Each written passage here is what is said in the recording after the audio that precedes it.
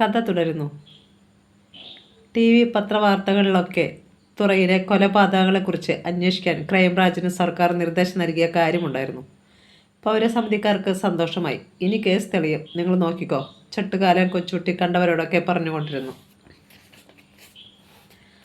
ആർക്കറിയാം, ഈ ക്രൈംബ്രാഞ്ച് എന്ന് പറഞ്ഞാലും ഒരുതരം പോലീസല്ലയോ? കാക്കിക്കാരന്മാരെല്ലാവരും കൂടി ചേർന്നാൽ ഒന്നാ. നമ്മൾക്ക് നീതി കിട്ടുമെന്ന് ആർക്കറിയാം? ചായ അടിക്കുന്നതിനിടയിൽ അവറാച്ചൻ പറഞ്ഞു. എന്നാലും തന്തയ്ക്ക് പിറന്ന ചില പോലീസുകാരുണ്ട്. ആര് പറഞ്ഞാലും കേൾക്കാത്തവന്മാർ. അവന്മാരെ വല്ലതും വന്നാലേ കേസ് തെളിയും. 3.5 തരം. കൊച്ചുട്ടി വിട്ടുകൊടുക്കാൻ ഭാവമില്ല. നമ്മൾ സന്തോഷം കൊണ്ട് തുള്ളിച്ചാടേണ്ട കാര്യമൊന്നുമില്ല ഗ്രേസിയെ. സുഹൈജ സി ഫുഡ്സിൻ്റെ ഓഫീസിൻ്റെ വരാതിയിൽ നിന്നുകൊണ്ട് ഇക്ബാൽ മുതലാളി പറഞ്ഞു. ഇലക്ഷൻ ആയതുകൊണ്ടും തീരദേശത്തെ മത്സ്യത്തൊഴിലാളികൾ ഒന്നിച്ചു നിൽക്കുകയാണെന്ന് തോന്നിയതുകൊണ്ടും സർക്കാർ ഇങ്ങനെ ഒരു ഉത്തരവ് പുറപ്പെടുവിച്ചെന്നേ ഉള്ളൂ. നിന്റെ മോനെ കൊന്നവനെ ക്രൈംബ്രാഞ്ചുകാർ കണ്ടുപിടിക്കും എന്ന് തന്നെ നമുക്ക് ആശിക്കാം. ഗ്രേസിയുടെ നെഞ്ചിൽ ഒരു തേങ്ങൽ പിടഞ്ഞമർന്നു. സർക്കാർ ഉത്തരവ് കേട്ടറിഞ്ഞ് മുതലാളിയുടെ അടുത്ത് ശരിക്കുള്ള വിവരം തിരക്കാൻ എത്തിയതായിരുന്നു ഗ്രേസി. ആൽബർട്ട് കടലിൽ പോയിരിക്കുകയായിരുന്നതിനാൽ കൃത്യമായ വിവരം കിട്ടണമെങ്കിൽ ഇക്ബാൽ മുതലാളിയുടെ അടുത്തെത്തണമെന്ന് അവർ ഊഹിച്ചിരുന്നു. മുതലാളി തുടർന്നു. എന്തായാലും അന്വേഷിക്കാൻ ആൾ വരട്ടെ ഗ്രേസിയെ. കാര്യങ്ങൾ വഴിപോലെ നടക്കുന്നില്ലെന്ന് തോന്നിയാൽ നമുക്ക് അടുത്ത പരിപാടി നോക്കാം. ഗ്രേസി മടങ്ങി. തുറയിൽ ലാലവിളി നടക്കുന്നുണ്ടായിരുന്നു. മീൻകുട്ടകൾ ചുമന്നുകൊണ്ട് ലോറിയിൽ വഹിക്കുന്നവരുടെ കൂട്ടത്തിൽ ലാസറും വിൽഫ്രഡും ഒക്കെ ഉണ്ടായിരുന്നു. ലക്ഷ്യം നേടുന്നതിന് മുൻപ് താൻ നടത്തിയ കൊലപാതകങ്ങൾ അബദ്ധമായി പോയോ എന്ന് വിൽഫ്രഡിന് തോന്നി തുടങ്ങി. രാവിലത്തെ മീൻ വിൽപ്പന ഏതാണ്ട് തീരാറായ നേരത്താണ് ആൽബർട്ട് മടങ്ങി വന്നത്. അന്ന് കൂടുതൽ പേർക്കും ചാളയും അയലയും മറ്റുമാണ് കിട്ടിയതെങ്കിലും ആൽബർട്ടിൻ്റെ വള്ളത്തിൽ തിരണ്ടിയായിരുന്നു. 10-15 കിലോയോളം തൂക്കം വരുന്ന 7 തിരണ്ടികൾ. വിൽഫ്രഡ് അവൻ്റെ അരികിൽ ഓടിയെത്തി. കോളടിച്ചല്ലോ അച്ചായ. ആൽബർട്ട് ചിരിച്ചു. ആ, ഒരു സന്തോഷ വാർത്തയുണ്ട് അച്ചായ. അച്ചായൻ കടലിൽ പോയതുകൊണ്ട് അറിഞ്ഞു കാണത്തില്ല. എന്താ ജെയിംസേ? ആൽബർട്ടിൻ്റെ മുഖത്തൊരു സന്തോഷമുണ്ടായി. ഇവിടെ നടന്ന കൊലപാതകങ്ങളെക്കുറിച്ച് അന്വേഷിക്കാൻ സർക്കാർ ക്രൈംബ്രാഞ്ചിന് നിർദ്ദേശം കൊടുത്തിരിക്കുന്നു. നമ്മുടെ സമരം ഫലിച്ചു. ഹോ! ആൽബർട്ട് കൈകളൊന്ന് വീശിക്കുടഞ്ഞു. ആ കുറ്റവാളികളെ ക്രൈംബ്രാഞ്ചുകാരെ കണ്ടുപിടിക്കുന്ന നിമിഷം ആദ്യത്തെ അടി പൊട്ടിക്കുന്നത് ഞാനായിരിക്കും ഇവിടെ ജെയിംസേ. നീയോ? അച്ചായൻ്റെ ഊഴം കഴിഞ്ഞാൽ അടുത്തത് എൻ്റേതാ. മുഖഭാവം ഒട്ടും മാറാതിരിക്കാൻ ശ്രമിച്ചുകൊണ്ടാണ് വിൽഫ്രഡ് പറഞ്ഞത്. അപ്പോഴേക്കും ഇക്ബാൽ മുതലാളിയും അവിടേക്ക് വന്നു. വള്ളത്തിൽ കിടക്കുന്ന തിരണ്ടികളെ കണ്ടപ്പോൾ അയാളുടെ കണ്ണുകൾ തിളങ്ങി. മുഴുത്ത മീൻ കിട്ടണമെങ്കിൽ നീ തന്നെ കടലിൽ പോകണമെടാ ആൽബർട്ടെ. ഇതൊക്കെ കൂട്ടത്തോടെ നിന്റെ ചൂണ്ടയ്ക്കരികിലേക്ക് വരുന്നതിൻ്റെ കാരണം എന്താടാ? ആവോ? അവൻ മുകളിലേക്ക് നോക്കി. കർത്താവിന് നിരക്കാത്തതൊന്നും ഞാൻ ചെയ്യാത്തതുകൊണ്ടായിരിക്കും. അപ്പോൾ ചോദിക്കും, അടിപിടിയോ എന്ന്. അത് കർത്താവ് ഇന്ന് നേരിട്ട് ഇറങ്ങി വന്നാൽ അദ്ദേഹം പോലും തല്ലിപ്പോകുമെന്നേ. ലാലം വിളിക്കുന്ന അന്ത്രവും മറ്റു കച്ചവടക്കാരും അവിടെ എത്തി. ആർക്കും കൊടുക്കുന്നില്ല ഈ മീൻ, ഇക്ബാൽ മുതലാളിക്കല്ലാതെ, ആൽബർട്ട് തീർത്തു പറഞ്ഞു. ലേലക്കാശ് നിനക്ക് തന്നേക്കാം അന്ത്രോ. മതി, എനിക്ക് സന്തോഷമേ ഉള്ളൂ. മറ്റ് കച്ചവടക്കാർക്കൊന്നും അക്കാര്യത്തിൽ വിരോധം തോന്നിയതുമില്ല. കാരണം ആൽബർട്ട് പിടിച്ചുകൊണ്ടുവരുന്ന മത്സ്യം ഇക്ബാൽ മുതലാളിക്ക് വേണ്ടെങ്കിൽ മാത്രമേ മറ്റാർക്കെങ്കിലും കൊടുക്കാറുള്ളൂ എന്ന് അവർക്കറിയാം. പക്ഷേ മുതലാളിക്ക് വേണ്ടാതെ വരത്തില്ല താനും. അന്ത്രു ഒരു തിരണ്ടിയുടെ വാലിൽ പിടിച്ചുയർത്തി ഭാരം നോക്കി. കൊള്ളാം. ഉള്ളതിൽ ചെറിയ തിരണ്ടിയെ നോക്കി ഒരെണ്ണം എടുത്ത് ആൽബർട്ട് വിൽഫ്രഡിൻ്റെ കയ്യിൽ കൊടുത്തു. നീ ഇതൊന്ന് വീട്ടിൽ കൊണ്ടു കൊടുക്കടാ. നമുക്കെല്ലാം സന്തോഷമുള്ള ദിവസമല്ലേ എന്ന്. അപ്പോൾ മുഴുത്ത മീൻ കഷ്ണം തന്നെ ആയിക്കോട്ടെ. വിൽഫ്രഡ് അതും തൂക്കി നടന്നു. അപ്പോൾ ആൽബർട്ട് വീണ്ടും വിളിച്ചു. ജെയിംസേ? വിൽഫ്രഡ് തിരിഞ്ഞു നോക്കി. ലിസിയോട് പറ, അവറാച്ചൻ്റെ ചായക്കടയിലെ പച്ചക്കപ്പ തൂക്കി വിൽക്കുന്നുണ്ട്. 2-3 കിലോ വാങ്ങിച്ച് പുഴുങ്ങാൻ. തല കുലുക്കിക്കൊണ്ട് ഒന്ന് ചൂളം വിളിച്ചാണ് വിൽഫ്രഡ് നടന്നുപോയത്. ഇക്ബാൽ മുതലാളിയുടെ തൊഴിലാളികൾ വള്ളത്തിൽ നിന്ന് തിരണ്ടികളെ പെറുക്കിക്കൊണ്ട് സീ ഫുഡ്സിലേക്ക് പോയി. ആൽബർട്ട് മുതലാളിയുടെ കൂടെ ഓഫീസിലെത്തി. ഈ അന്വേഷണവും ഒരു പ്രഹസനമായിട്ടാണ് മാറുമോ ഇക്ക? അങ്ങനെ ഉണ്ടാകത്തില്ലെന്ന് നമുക്ക് ആശിക്കാം. എങ്കിലും നമുക്ക് നമ്മുടേതായ രീതിയിൽ കൂടി ഒരന്വേഷണം വേണമിക്ക. കൊലയാളികൾ ഈ തുറയിൽ തന്നെ ഉണ്ടെന്ന് എൻ്റെ മനസ്സ് പറയുന്നു. മേശക്കുള്ളിൽ നിന്ന് പണം എടുത്ത് എണ്ണുകയായിരുന്ന ഇക്ബാൽ മുതലാളി അവനെ തുറച്ചു നോക്കി. നീ അങ്ങനെ പറയുന്നത് എന്താ ആൽബർട്ടെ? എനിക്ക് അങ്ങനെ തോന്നുന്നു. മുതലാളി നൽകിയ രൂപ അവൻ കീശയിൽ തിരുകി. എണ്ണി നോക്കടാ. അതിൻ്റെ ആവശ്യമുണ്ടോ മുതലാളി? 10 രൂപ കൂടുതൽ തന്നാലും കുറയ്ക്കത്തില്ലെന്ന് എനിക്കറിയാം. അവൻ ചിരിച്ചു. ആ നേരത്ത് ആൽബർട്ടിൻ്റെ വീട്ടിലെത്തിയ വിൽഫ്രഡ് തിരണ്ടിയെ ലിസിയുടെ കൈകളിൽ ഏൽപ്പിക്കുകയായിരുന്നു. ആ മുഖത്തും മറ്റ് ശരീരഭാഗങ്ങളിലായിരുന്നു അയാളുടെ കണ്ണുകൾ. എന്താ ഇങ്ങനെ നോക്കുന്നത്? കീച്ചുണ്ട് പതിയെ കടിച്ചമർത്തിക്കൊണ്ട് ലിസി തിരക്കി. കാണാൻ. അവളുടെ മുഖം നാണത്താൽ ചുവന്നു തൊടുത്തു. എന്തോ പറയുവാനായി അവൾ നാവ് അനക്കിയപ്പോഴേക്കും പ്രിൻസും മോസസും ഓടിയെത്തി. അമ്മാച്ചൻ പിടിച്ചോണ്ട് വന്നാണോ ഈ വലിയ തരണ്ടിയെ? ആകാംക്ഷയോടെയാണ് കുട്ടികൾ തിരക്കിയത്. അതെ. ഇതിനെവിടെ കറി വയ്ക്കാനാ? ആ. ഹായ്. കുട്ടികൾ സന്തോഷം കൊണ്ട് തുള്ളിച്ചാടി. ലിസി തിരണ്ടിയെ കൊണ്ടുചെന്ന് അകത്തു വെച്ചു. റോസമ്മ ചുമച്ചുകൊണ്ട് ഇറങ്ങി വന്നു. ജെയിംസ് മോനാണോ? അന്നമ്മച്ചി. എന്താ അമ്മച്ചിക്കൊരു മേലായ്മ പോലെ? രാത്രിയിൽ തുടങ്ങിയതാ ഒരു പനിക്കോള്. അവർ ഇടത് കൈ കട്ടിളയിൽ പിടിച്ച് വലത് കൈ എളിയിൽ താങ്ങി നിന്നു. മരുന്നൊന്നും വാങ്ങിയില്ലേ അമ്മച്ചി? കരിപ്പെട്ടി കാപ്പിയിൽ കുരുമുളകും തുളസിയിലയും തിളപ്പിച്ച് കുടിച്ചു. ഇപ്പോൾ കുറച്ച് ഭേദമുണ്ട്. മോൻ കയറിയിരിക്കെ. വേണ്ട അമ്മച്ചി, പോകണം. ആ പിന്നെ ആൽബർട്ട ചായൻ ലിസിയോട് കപ്പ വാങ്ങി പുഴുങ്ങണമെന്ന് പറയാൻ പറഞ്ഞിരുന്നു അവർ അച്ഛൻ്റെ കടയിൽ നിന്ന്. ഇനി മീൻ വെട്ടി വെച്ചിട്ടാട്ടെ. അകത്ത് നിന്നവൾ മുഖം കാട്ടി. ഒരു കാര്യം ചെയ്യാം, ഞാൻ വാങ്ങിച്ചുകൊണ്ട് വരാം. വിൽഫ്രഡ് പിന്തിരിഞ്ഞു. മോന് ബുദ്ധിമുട്ടാവില്ലേ? റോസമ്മയ്ക്ക് ഒരു സങ്കോചം അവനെ വിട്ട് കപ്പ മേടിപ്പിക്കാൻ. എന്തോന്ന് ബുദ്ധിമുട്ടാമ്മച്ചി? അവൻ നടന്നു കഴിഞ്ഞു. പൈസ കൂടി കൊണ്ടുപോ. ലിസി പൈസയുമായി പിന്നാലെ ഓടിച്ചെന്നു. ആളുകളെ കളിയാക്കുന്നതിന് ഒരു അതിരൊക്കെയുണ്ട് കേട്ടോ. അയാളുടെ വാക്കുകളിൽ പരിഭവം നിറഞ്ഞു. 2-3 കിലോ കപ്പ വാങ്ങിക്കാനൊക്കെ എന്നെ കൊണ്ടും ആവും. പിന്നെ പൈസ ഒരുപാടുണ്ടെങ്കിൽ തന്നോളൂ. വാങ്ങിക്കുന്നതിൽ എനിക്ക് സന്തോഷമേ ഉള്ളൂ. ബാക്കി ശബ്ദം താഴ്ത്തിയാണ് അയാൾ പറഞ്ഞത്. പൈസ മാത്രമല്ല, കൂടുതലുള്ളതെല്ലാം ഇങ്ങ് തന്നേരെ, ഞാൻ എടുത്തോളാം. വേറെന്താ കൂടുതൽ? അവൻ അവളുടെ മുഴുത്ത മാറിടങ്ങളിലേക്ക് നോക്കി. ലിസിക്ക് കാര്യം മനസ്സിലായി. പോ ജെയിംസേ. ശരീരത്തിൽ എവിടെയോ പൂത്തിരികൾ കത്തുന്ന ഭാവത്തിലാണ് അവൾ പറഞ്ഞത്. ഇപ്പോൾ പോകാം, പക്ഷേ ഞാൻ വരും. ഇന്ന് രാത്രിയിൽ കൃത്യം 11 മണിക്ക്. ഉറങ്ങിക്കളയരുത്, അല്ലെങ്കിൽ നേരത്തെ വന്ന് വിളിച്ചപ്പോൾ അമ്മച്ചി ഉണർന്നതുപോലെ ആയിപ്പോകും. ലിസികളുടെ കണ്ണുകളിൽ ജിജ്ഞാസ തങ്ങി. അന്നപ്പോൾ ആരോ വിളിച്ചെന്ന് അമ്മച്ചി പറഞ്ഞത് സത്യമായിരുന്നു അല്ലേ? അവൻ തല കുലുക്കുകയും അവൾ മറുപടി പറയും മുമ്പ് നടന്നകലുകയും ചെയ്തു. ഒരു നിമിഷം കൂടി അവനെ നോക്കി നിന്ന് ചിന്തയോടെ അവളും തിരിഞ്ഞു നടന്നു. റോസമ്മ രണ്ടുപേരെയും ശ്രദ്ധിക്കുന്നുണ്ടായിരുന്നു. അറിയാതെ ആ സ്ത്രീയും നിറമുള്ള ഒരു ഭാവി സ്വപ്നം കണ്ടു, തൻ്റെ മകളുടെ ഭാവി. പക്ഷേ ആൽബർട്ടിൻ്റെ വീട്ടിലെ ഉച്ചയൂണിന് വിൽഫ്രഡും ഉണ്ടായിരുന്നു. എല്ലാവർക്കും ഒപ്പമിരുന്ന് അയാളും തിരണ്ടിയും കപ്പയും കഴിച്ചു. തമാശകൾ പറയുകയും പൊട്ടിച്ചിരിക്കുകയും ചെയ്തു. ഇടയ്ക്കിടെ അയാൾ ലിസിയെ നോക്കുന്നുണ്ടായിരുന്നു. അവരുടെ കണ്ണുകൾ പരസ്പരം ഇടഞ്ഞു. നാണത്തോടെ ലിസി മുഖം താഴ്ത്തി. ക്രൈംബ്രാഞ്ചുകാർ വന്നില്ലല്ലോ ചായ, ഇടയ്ക്ക് വിൽഫ്രഡ് പറഞ്ഞു. അങ്ങനെ ഓടി വരത്തും മറ്റുമില്ല അവർ. ഉത്തരവ് കിട്ടി കേസ് പഠിച്ചിട്ടായിരിക്കണം അവർ വരിക. ആൽബർട്ട് കപ്പ മീൻചാറിൽ മുക്കി നാവിൽ വയ്ക്കുന്നതിനിടയിൽ പറഞ്ഞു. എങ്ങനെയെങ്കിലും കൊലപാതകികളെ ഒന്ന് കണ്ടുപിടിച്ചിരുന്നെങ്കിൽ. റോസമ്മ നെഞ്ചിൽ കൈവച്ചു. ആ പാവം ജോർജ് കുട്ടിയെ കൊന്നവൻ്റെ തലയിൽ ഇടുത്തി വീഴും. അത് കേട്ടപ്പോൾ വിൽഫ്രഡിൻ്റെ മുഖത്തുണ്ടായ ഭാവമാറ്റം ആരും കണ്ടില്ല. വേഗത്തിൽ ഭക്ഷണം കഴിച്ച് അയാൾ എഴുന്നേറ്റു. എന്താടോ, കുറച്ചുകൂടി കഴിക്കാൻ മേലേ? ആൽബർട്ട് തലയുയർത്തി. വയ്യേ വയ്യേ, അയാൾ വയറ്റിൽ തടവി. കപ്പയായതുകൊണ്ടാ ഇത്രയും കഴിച്ചത്.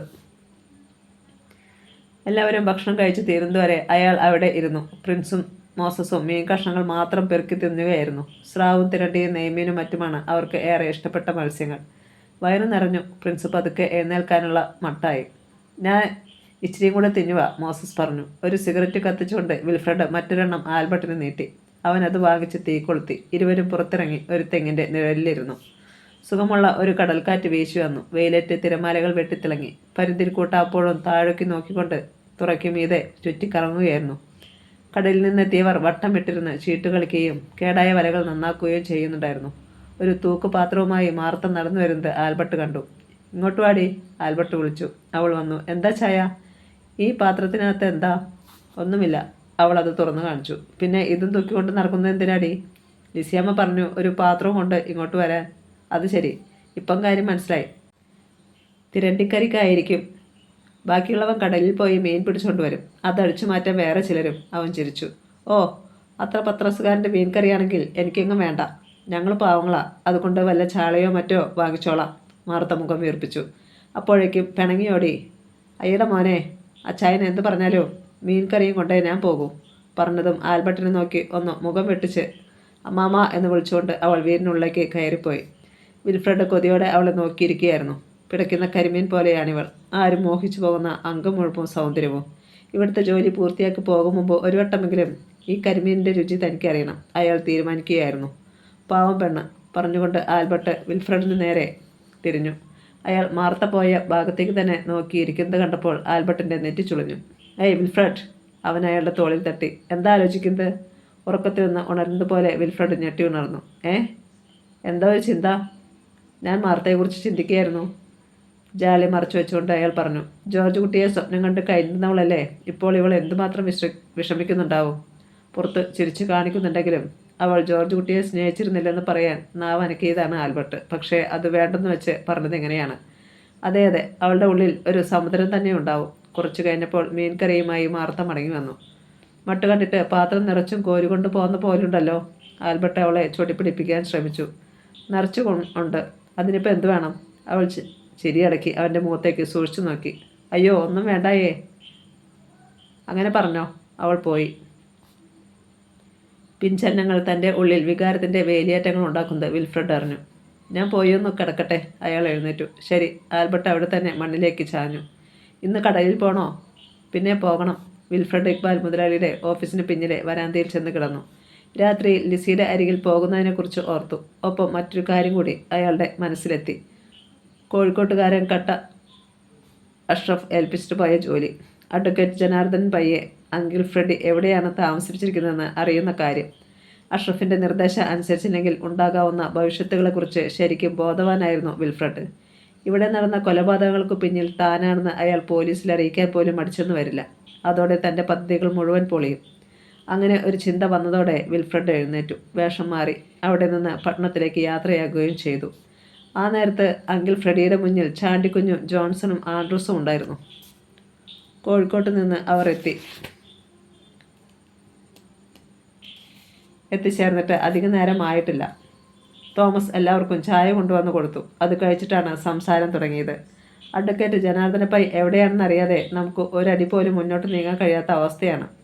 ആൽബർട്ടിനെയും കുടുംബത്തെയും ഇല്ലായ്മ ചെയ്താൽ തന്നെ വക്കീലും അയാളുടെ കയ്യിലുള്ള ആധാരങ്ങളും നമ്മുടെ കയ്യിലായില്ലെങ്കിൽ നമ്മൾ ചെയ്യുന്നതിനൊന്നും ഫലമില്ലാതെ പോകും. ചാണ്ടിക്കുഞ്ഞ് അസ്വസ്ഥനായി. ഒരു ചുരുട്ട് കത്തിക്കുന്നതിനിടയിൽ തടിച്ച കണ്ണടയ്ക്കിടയിലൂടെ അങ്കിൾ ഫ്രെഡി അയാളൊന്ന് നോക്കി. ചാണ്ടിക്കുഞ്ഞ് പറയുന്നത് 100% ശരി തന്നെയാണ്. പക്ഷേ ഭൂമി പിളർന്നു മറിഞ്ഞതുപോലെയല്ലേ അയാൾ മുങ്ങിയിരിക്കുന്നത്? എന്തായാലും അയാളെ നമ്മൾ കണ്ടെത്തുക തന്നെ ചെയ്യും എന്ന് വിശ്വസിക്കുക. അയാളൊരു കവിൾപുക ഊതിപ്പറത്തി.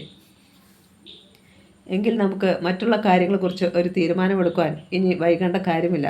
ജോൺസൺ തുടർന്നു. നിധി കിട്ടുമെന്ന് വിചാരിച്ചുകൊണ്ട് എത്ര കാലമാണ് ഇങ്ങനെ കഴിയുന്നത്? ഒന്നും കിട്ടിയില്ലെങ്കിലും അതിൻ്റെ കണക്കെങ്കിലും ഒന്ന് അറിഞ്ഞിരിക്കാമല്ലോ. ജോൺ ചയൻ പറഞ്ഞതിനോടാ എനിക്കും താല്പര്യം. ആൻഡ്രൂസും പിന്താങ്ങി.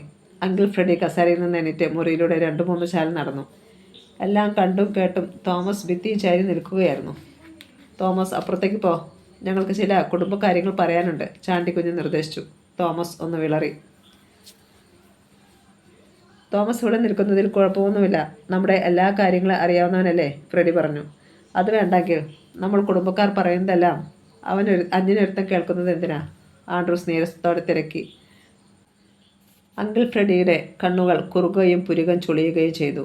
എന്തൊട്ടാ തോമസ് നിങ്ങൾക്ക് അന്യനായത്? ഇത്രയും നാൾ അങ്ങനെയൊന്നുമല്ലല്ലോ പറഞ്ഞിരുന്നത്. കാര്യം എന്തുമാകട്ടെ, അതേക്കുറിച്ചൊരു തർക്കം ഇനി വേണ്ട. ജോൺസൺ തോമസിൻ്റെ നേരെ തിരിഞ്ഞു. തോമസേ, നീ അപ്പുറത്തേക്ക് പോ. അയാളെ തുറച്ചൊന്ന് നോക്കിയിട്ട് തോമസ് പോയി. കണ്ടോ അവൻ്റെ ഒരു നോട്ടം? നിർത്തേണ്ടിടത്ത് നിർത്താതിനാലുള്ള കുഴപ്പമായത്. വേലക്കാരനെ തീന്മേശയിൽ കൂടെ ഇരുത്തിയാൽ ഇതാ അനുഭവം. ചാണ്ടിക്കുഞ്ഞിൽ രോഷം തിളച്ചു. ചാണ്ടി! അറിയാതെ ഫ്രെഡിയുടെ ഒച്ചയുയർന്നു. ഞാൻ ഇന്ന് വരെ തോമസിനെ ഒരു വേലക്കാരനായിട്ട് കണ്ടിട്ടില്ല. വേലക്കാരനായിട്ടല്ല അവൻ ഇവിടെ കഴിയുന്നതും. വയസ്സുകാലത്ത് എനിക്കൊരു സഹായിയായിട്ടാണ്. അതുകൊണ്ട് നിങ്ങളാരും ഇനി അവനെ വേലക്കാരൻ എന്ന് വിളിച്ചുകൂടാ.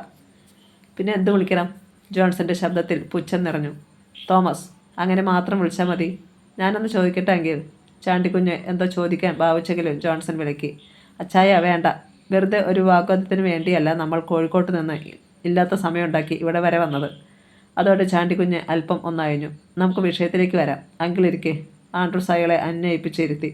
നമുക്ക് തുടങ്ങാമല്ലോ എങ്കിൽ? അയാൾ കടുപ്പിച്ചൊന്ന് മൂളി. ചാണ്ടിക്കുഞ്ഞ് പറഞ്ഞു. ബാങ്കിലുള്ളത് ബിസിനസ്സുകൾ, മറ്റു പ്രോപ്പർട്ടികൾ, എല്ലാത്തിൻ്റെയും കൂടി ആസ്തി ഞാനൊന്ന് കണക്കാക്കിയിട്ടുണ്ട്. എല്ലാം കൂടി 10 കോടിയിൽ കുറയില്ല.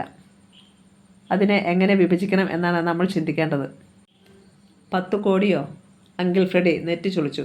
കലൂരെ 25 സെൻറ്റ് സ്ഥലവും അതിൽ നിൽക്കുന്ന കെട്ടിടവും കൂടി മാത്രം മതിയല്ലോ 10 കോടിക്ക്. ഈ കണക്ക് എനിക്ക് പിടികിട്ടുന്നില്ല. മറ്റു മൂവരും പരസ്പരം നോക്കി കണ്ണുകൾ കൊണ്ട് സംസാരിച്ചു. എങ്കിൽ നമുക്ക് മറ്റൊന്ന് ചെയ്യാമെങ്കിൽ? ആകെ സ്വത്തിൻ്റെ കണക്കെടുപ്പ് അവിടെ നിൽക്കട്ടെ. അങ്കിളിന് ഈ ബിസിനസ്സിൽ എത്ര വേണം അതങ്ങ് പറഞ്ഞു കഴിഞ്ഞാൽ ബാക്കിയുള്ളതിനെക്കുറിച്ച് ഞങ്ങൾ 3 പേർക്കും കൂടി തീരുമാനിക്കാമല്ലോ. ജോൺസൺ മുന്നോട്ടാഞ്ഞിരുന്നു. ആദ്യം ഇങ്ങനെയൊരു കണക്ക് പറഞ്ഞപ്പോൾ തന്നെ എനിക്ക് നിങ്ങളുടെ ഉള്ളിലിരിപ്പ് മനസ്സിലായി കഴിഞ്ഞു കുട്ടികളെ. ഫ്രെഡി താടിയിൽ പതിയെ തടവി. അതുകൊണ്ട് ആദ്യം എല്ലാത്തിൻ്റെയും കൃത്യമായ കണക്കെടുത്തിരിക്കണം. എന്നിട്ട് അതിൻ്റെ 4-1 ഭാഗം എനിക്ക് കിട്ടുകയും വേണം. അറിയാതെ ഒരു ശബ്ദം അവരിൽ നിന്നുയർന്നു. അതെ, അതിൽ കുറഞ്ഞതൊന്നും എനിക്ക് വേണ്ട. ആർക്കും മിണ്ടാനായില്ല. പെട്ടെന്ന് ഫോൺ ശബ്ദിച്ചു. അങ്കിൾ ഫ്രെഡി എഴുന്നേൽക്കും മുമ്പ് ചാണ്ടിക്കുഞ്ഞ് റിസീവർ എടുത്തു. അങ്കിളല്ലേ? അപ്പുറത്തുനിന്ന് ചോദ്യം കേട്ടു. പരിഭ്രമം നിറഞ്ഞ പുരുഷ ശബ്ദം. ചാണ്ടിക്കുഞ്ഞിന് ഒരു ബുദ്ധി തോന്നി. അയാൾ മോളി. ചതി പറ്റിയ അങ്കിളെ, ആ വക്കീലിനെ കാണുന്നില്ല. അപ്പുറത്തുനിന്ന് കേട്ട വാചകം ചാണ്ടിക്കുഞ്ഞിനെ ആദ്യം ഒന്ന് അമ്പരപ്പിച്ചു. ഫോൺ വച്ചിട്ട് ക്രൂരമായ ഭാവത്തിൽ അയാൾ അങ്കിൾ ഫ്രെഡിയുടെ നേരെ തിരിഞ്ഞു. അഡ്വക്കേറ്റ് രക്ഷപ്പെട്ടെന്ന്. ആ അഡ്വക്കേറ്റ് ജനാർദ്ദന പൈ അല്ലാതെ ആരാണ്? ചാണ്ടിക്കുഞ്ഞിൻ്റെ കണ്ണുകളിൽ ചുവപ്പു രാശി പടർന്നു. അണപ്പല്ലുകൾ ഞെരിഞ്ഞമർന്നു. പക്ഷേ വിവേകം വികാരത്തെ കീഴ്പ്പെടുത്തി. ഇവിടെ സൂത്രത്തിൽ നിൽക്കുകയാണ് ബുദ്ധി, അല്ലെങ്കിൽ എല്ലാം തകിടം മറിഞ്ഞെന്നിരിക്കും. ആരാ ചാണ്ടി വിളിച്ചത്? സാധാരണ മട്ടിലായിരുന്നു ഫ്രെഡിയുടെ ചോദ്യം. പേര് ഞാൻ ചോദിച്ചില്ല. അയാൾ എന്തു പറഞ്ഞു? ഏതോ ഒരു അഡ്വക്കേറ്റ് രക്ഷപ്പെട്ടെന്ന്. അങ്കിൾ ഫ്രെഡി ശക്തമായി ഞെട്ടുന്നത് അവർ മൂവരും കണ്ടു. ഏത് അഡ്വക്കേറ്റാണെങ്കിൽ? ചോദിച്ചത് ആൻഡ്രൂസ് ആണ്. ഫ്രെഡി ശരിക്കും പതറി. അയാൾ ചുരുട്ട് ആഞ്ഞാഞ്ഞു വലിച്ചു. താൻ പിടിക്കപ്പെടാൻ പോവുകയാണെന്ന സത്യം ഫ്രെഡി തിരിച്ചറിഞ്ഞു. പക്ഷേ ഇവിടെ പിടിക്കപ്പെട്ടാൽ മറ്റൊന്നും ചിന്തിക്കാതെ ഈ മുന്നിൽ നിൽക്കുന്നവർ തന്നെ വധിക്കാൻ പോലും മടിച്ചെന്ന് വരില്ല. അങ്കിൾ എന്താ ഒന്നും മിണ്ടാത്തത്? ചോദിച്ചത് ആൻഡ്രൂസ് ആണ്. അതോ? ഒരു കവിൽ പുക കൂടി വിഴുങ്ങി ഫ്രെഡി മറുപടി നൽകി. ആൽബർട്ടിനെയും അവൻ്റെ കുടുംബത്തിലുള്ളവരെയും വകവരുത്താൻ നമ്മൾ നിയോഗിച്ച ഒരാളുണ്ടല്ലോ. താനൊരു വക്കീലാണെന്ന് സ്വയം പ്രഖ്യാപിച്ചുകൊണ്ടാണ് അയാൾ തുറയിലെത്തിയത്. പക്ഷേ അയാൾ വക്കീലല്ലെന്ന് അവർ എങ്ങനെയോ മനസ്സിലാക്കി. സത്യം പറയാതെ വിടില്ലെന്ന് പറഞ്ഞ് അയാളെ അവിടുത്തെ ആളുകൾ തടവിലാക്കി. ഇപ്പോൾ എങ്ങനെയോ അയാൾ രക്ഷപ്പെട്ടു. അതാണ് എല്ലാം അറിയാവുന്ന നമ്മുടെ ഒരാൾ വക്കീൽ രക്ഷപ്പെട്ടെന്ന് പറഞ്ഞത്. വല്ലവിധനെയും അങ്കിൾ ഫ്രെഡി പറഞ്ഞൊപ്പിച്ചു. മറ്റുള്ളവർ അത് വിശ്വസിച്ചോ ഇല്ലയോ എന്ന് ചിന്തിക്കാനുള്ള നേരം അയാൾക്കുണ്ടായിരുന്നില്ല. രക്ഷപ്പെട്ടിരിക്കുന്ന അഡ്വക്കേറ്റ് ജനാർദ്ദന പയ്യെ കണ്ടെത്തണം. അതാണ് ഏറ്റവും വലിയ ആവശ്യം. പക്ഷേ ഇവരെ ഒഴിവാക്കുകയും വേണം. അതിന് ഒരാശയത്തിനായി അങ്കിൾ ഫ്രെഡി തലച്ചോർ പുകച്ചു. രക്ഷപ്പെട്ട നമ്മുടെ ആൾ ഇനി പിടികൊടുക്കില്ല, ജോൺസൺ പറഞ്ഞു. നമുക്ക് നേരത്തെ സംസാരിച്ചുകൊണ്ടിരുന്ന കാര്യത്തിലേക്ക് മടങ്ങി വരാം.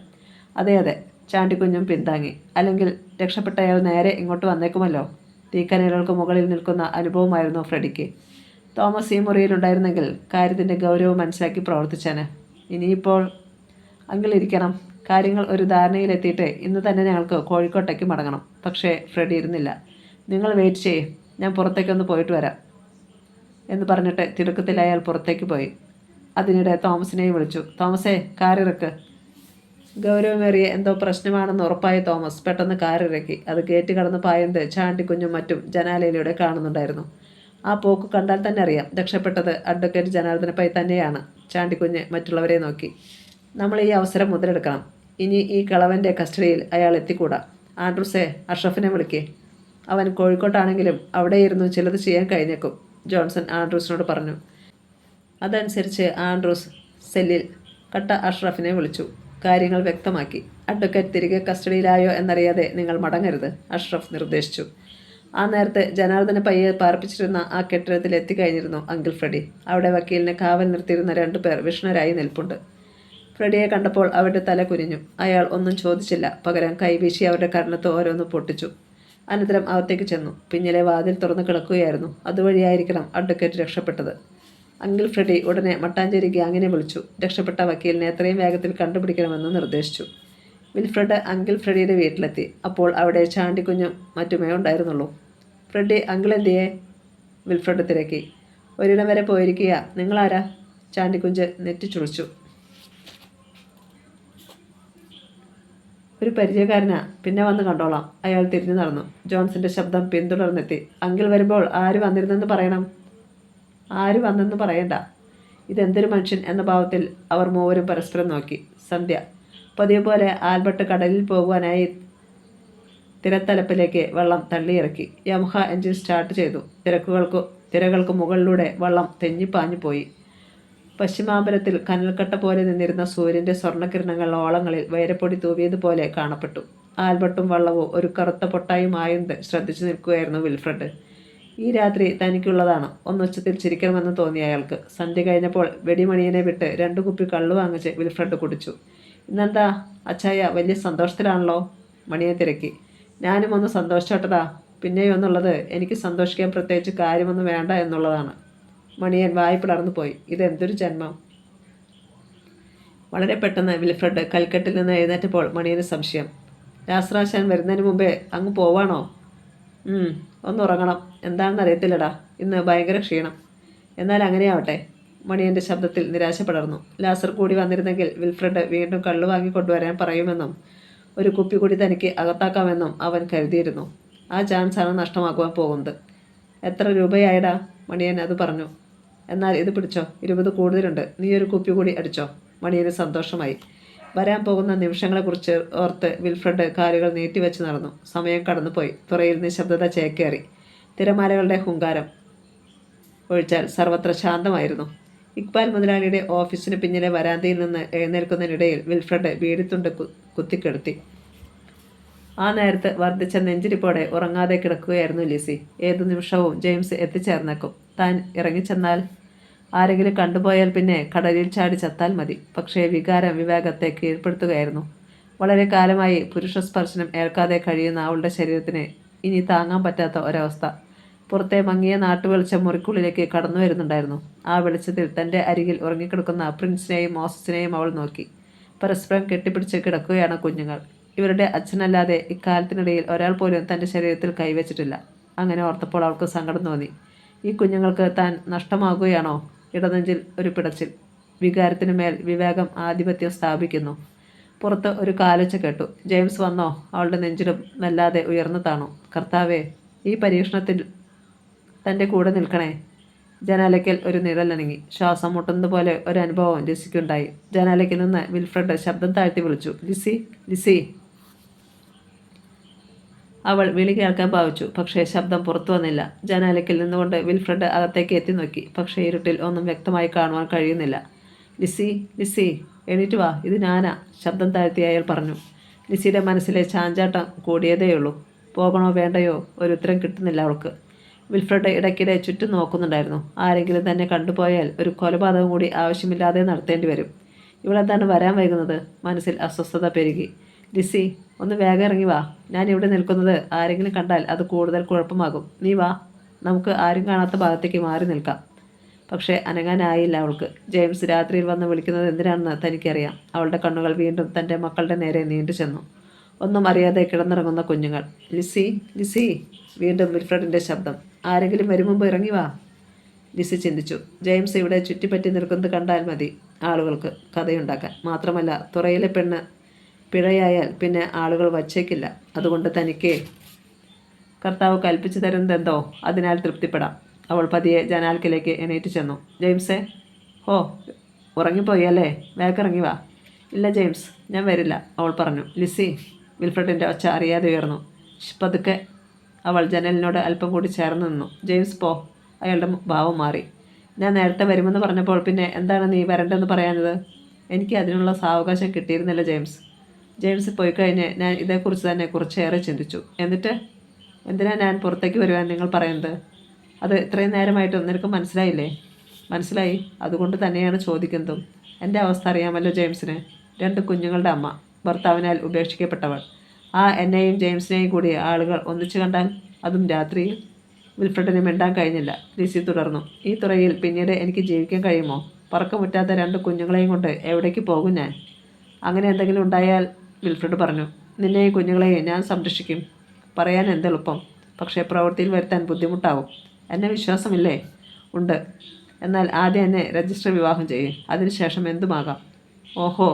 വിൽഫ്രഡിൻ്റെ കണ്ണുകളിലുണ്ടായ ക്രൂരമായ തിളക്കവും ചുണ്ടുകളിലെ പുച്ഛഭാവവും തിരിച്ചറിയുവാൻ കഴിഞ്ഞില്ല ലിസിക്ക്. അപ്പോൾ ഞാൻ ഇവിടെ നിൽക്കേണ്ട കാര്യമില്ലല്ലോ. ലിസി മിണ്ടിയില്ല. വെറുതെ ഇത്രയും നേരം ഉറക്കം വിളിച്ചത് മാത്രം മിച്ചം. പിറുപിറുത്തുകൊണ്ട് വിൽഫ്രഡ് തിരിഞ്ഞു നടന്നു.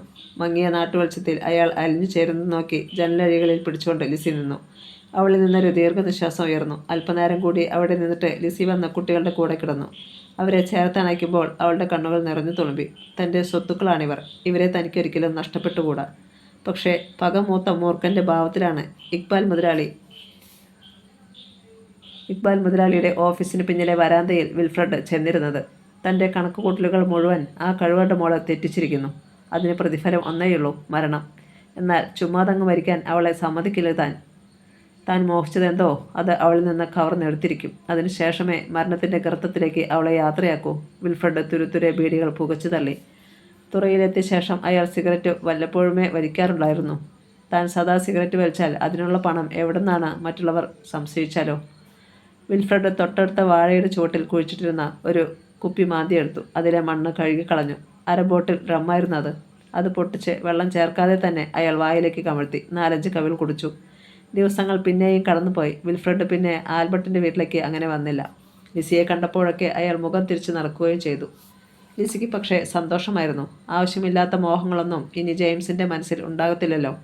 അങ്ങനെ ഇരിക്കെ ഒരു സായാഹ്നത്തിൽ റോഡിലൂടെ പാഞ്ഞു വന്ന ഒരു ജീപ്പ് തുറയിലേക്ക് വെട്ടിത്തിരിഞ്ഞു. അതിൻ്റെ വേഗത കണ്ടവർ നെറ്റി ചുളിച്ചുകൊണ്ട് ഞെട്ടിത്തിരിഞ്ഞു നോക്കി. ജീപ്പ് ഇക്ബാൽ മുതലാളിയുടെ സീ ഫുഡ്സിൻ്റെ ഓഫീസിനടുത്ത് നിന്നു. ജീപ്പിൻ്റെ ഡ്രൈവിംഗ് സീറ്റിലിരുന്ന മനുഷ്യൻ സ്റ്റിയറിങ്ങിൽ താളം പിടിച്ചുകൊണ്ട് ചുറ്റും നോക്കി. ക്രിക്കറ്റ് കളിക്കുന്ന കുറേ കൊച്ചുകുട്ടികൾ, ഉണക്കാനിട്ട മത്സ്യം വാരിയെടുത്ത് കുട്ടകളിലാക്കുന്ന സ്ത്രീകൾ, ചീട്ട് കളിക്കുന്ന മത്സ്യത്തൊഴിലാളികൾ. പക്ഷേ ജീപ്പിൻ്റെ വരവ് കണ്ട് സകലരും അതിലേക്ക് തന്നെ ശ്രദ്ധിക്കുകയായിരുന്നു. ജീപ്പിൽ അയാൾ മാത്രമേ ഉണ്ടായിരുന്നുള്ളൂ. സീ ഫുഡ്സിൻ്റെ ഓഫീസിലിരുന്ന് ജനാലയിലൂടെ ഇക്ബാൽ മുതലാളിയും ജീപ്പിലേക്ക് നോക്കുന്നുണ്ടായിരുന്നു. അതിലിരുന്ന മനുഷ്യൻ പുറത്തേക്കിറങ്ങി. ഒത്ത ഉയരവും വണ്ണവുമുള്ള ഒരാൾ. കാക്കി പാൻറ്റും വെള്ള ഷർട്ടും വേഷം, കനത്ത മീശയും പറ്റേ വെട്ടിയ തലമുടിയും, ഗാംഭീര്യമുള്ള ഭാവം. ഒരു സിഗരറ്റ് ചുണ്ടിൽ വെച്ച് ലൈറ്ററിൻ്റെ നാളത്തിൽ തീ പകർന്ന ശേഷം അയാൾ ഇക്ബാൽ മുതലാളിയുടെ ഓഫീസ് കെട്ടിടത്തിൻ്റെ വരാന്തയിലേക്ക് കയറി. ഷൂസണിഞ്ഞ കാലുകൾ ആ വരാന്ത ഞെരിച്ചുടയ്ക്കും എന്ന് തോന്നിപ്പോകുമായിരുന്നു. അയാൾ ഓഫീസിലേക്ക് കയറി ചെന്നപ്പോൾ ഇക്ബാൽ മുതലാളി അറിയാതെ കസാരയിൽ നിന്ന് എഴുന്നേറ്റ് പോയി. ഇക്ബാൽ അല്ലേ? ഘനഗംഭീരമായ ശബ്ദത്തിൽ ആ മനുഷ്യൻ തിരക്കി. ആ അതെ. മുതലാളി അത്ഭുതപ്പെട്ടു. ആരാണെന്ന് മനസ്സിലായില്ല. അയാൾ കസേര വലിച്ചിട്ടിരുന്നു. നിങ്ങളും ഇരിക്കൂ. അമ്പടാ, തൻ്റെ ഓഫീസിൽ കടന്നു വന്നിട്ട് തന്നോട് ഇരിക്കാൻ പറയുന്നോ? നീരസം മറച്ചു വെച്ച് ഇക്ബാൽ ഇരുന്നു. ഞാൻ കാർലോസ്. സ്നേഹം കൂടുതലുള്ളവർ ചെകുത്താൻ കാർലോസ് എന്ന് വിളിക്കും. ക്രൈംബ്രാഞ്ച് SP ആണ് ഞാൻ. ഇക്ബാലിൻ്റെ കണ്ണ് തള്ളി. ചെകുത്താൻ കാർലോസ്. ഇയാളെക്കുറിച്ച് പത്രങ്ങളിലും TV യിലുമൊക്കെ ഒത്തിരി കാണുകയും കേൾക്കുകയും ചെയ്തിട്ടുണ്ട്. പക്ഷേ മുഖം പെട്ടെന്ന് ഓർമ്മിക്കാൻ കഴിഞ്ഞില്ല. കാർലോസ് ഒരു കവിൾ പുക കൂടി എടുത്ത് തുടർന്നു. ഇവിടെ നടന്ന 2 കൊലപാതകങ്ങളെക്കുറിച്ച് അന്വേഷിക്കുന്നത് ഞാനും എൻ്റെ സംഘവുമാണ്. സന്തോഷം സാർ. ഞങ്ങൾ ഒത്തിരി സമരം ചെയ്തിട്ടാണ് സർക്കാർ കേസ് അങ്ങയുടെ ഡിപ്പാർട്ട്മെൻറ്റിന് തന്നത്. കാർലോസ് തലയാട്ടി. എനിക്ക് നിങ്ങളിൽ നിന്ന് കുറച്ച് വിവരങ്ങൾ വേണം. മരിച്ച ജോർജ് കുട്ടിയുടെ വീട്ടുകാരുമായി സംസാരിക്കണം. എല്ലാത്തിനും ഏർപ്പാടാക്കാം സാർ. ഇന്ന് വേണ്ട, ഞങ്ങൾ നാളെ വരും. ശരി സാർ. സിഗരറ്റ് കുറ്റി ആഷയിൽ കുത്തിത്തിരികെ കാർലോസ് എഴുന്നേറ്റ് പുറത്തേക്ക് നടന്നു. അസൽ ചെകുത്താൻ തന്നെയാണ് ഇയാളെന്ന് ഇക്ബാൽ മുതലാളി ഓർത്തു. ഓഫീസിന് പിന്നിലെ വരാന്തയിൽ കിടന്നുറങ്ങുകയായിരുന്ന വിൽഫ്രഡ് ജീപ്പിൽ വന്നത് ആരെന്നറിയാൻ കെട്ടിടത്തിന് മുന്നിലേക്ക് നടന്നു. ചെകുത്താൻ കുരിശ് കണ്ടതുപോലെ ഞെട്ടിപ്പിടഞ്ഞ് അയാൾ പിന്നിലേക്ക് മാറി. കാർലോസ്. അയാൾ പക്ഷേ വിൽഫ്രഡിനെ കണ്ടില്ല. കണ്ടിരുന്നെങ്കിൽ കേസ് അവിടെ തീർന്നേനെ. കാർലോസ് ജീപ്പിൽ കയറി. അത് അകന്നു മറയുന്നതുവരെ വിൽഫ്രഡ് മറഞ്ഞു നിന്നു. പിന്നീട് എന്തോ ചിന്തിച്ചുകൊണ്ട് ഇക്ബാൽ മുതലാളിയുടെ അടുത്തേക്ക് ചെന്ന് ഒന്നും അറിയാത്ത ഭാവത്തിൽ ചോദിച്ചു. ആരാ മുതലാളി ആ വന്നിട്ട് പോയ ആള്? അതോ? മുതലാളി അഭിമാനത്തോടെ നിവർന്നിരുന്നു. അതാണ് ക്രൈംബ്രാഞ്ച് SP കാർലോസ്. ഹാ, ചെകുത്താൻ കാർലോസ് എന്നേ. എന്തോ എനിക്ക് അയാളെക്കുറിച്ച് ഒന്നും അറിയില്ല. അതിരിക്കട്ടെ, അയാൾ എന്തിനാ ഇവിടെ വന്നത്? ഇവിടെ നടന്ന ഇരട്ട കൊലപാതകമില്ലേ, അതേക്കുറിച്ച് അന്വേഷിക്കുന്നത് കാർലോസ് ആണ്. വിൽഫ്രഡിൻ്റെ തലച്ചോറിൽ ഒരു വെള്ളിടി വെട്ടി. പിന്നീട് ഇക്ബാൽ മുതലാളി പറഞ്ഞതൊന്നും വാസ്തവത്തിൽ വിൽഫ്രഡ് കേട്ടില്ല. എനിക്കുറപ്പാ ജെയിംസേ, ഇനി കേസ് തെളിയും. എന്നിട്ട് വേണം. വിൽഫ്രഡ് ഓർക്കുകയായിരുന്നു. താൻ ഉറങ്ങിക്കിടന്നിരുന്ന പാമ്പിനെ തല്ലി നോവിച്ച് വായിൽ കൈവച്ച് കൊടുത്തതുപോലെയായി. അന്ന് ആ കൊലപാതകങ്ങൾ നടത്തിയില്ലായിരുന്നെങ്കിൽ കാർലോസ് ഒരിക്കലും ഇവിടേക്ക് വരില്ലായിരുന്നു. ഇനി താൻ കൂടുതൽ ശ്രദ്ധിച്ചേ പറ്റൂ.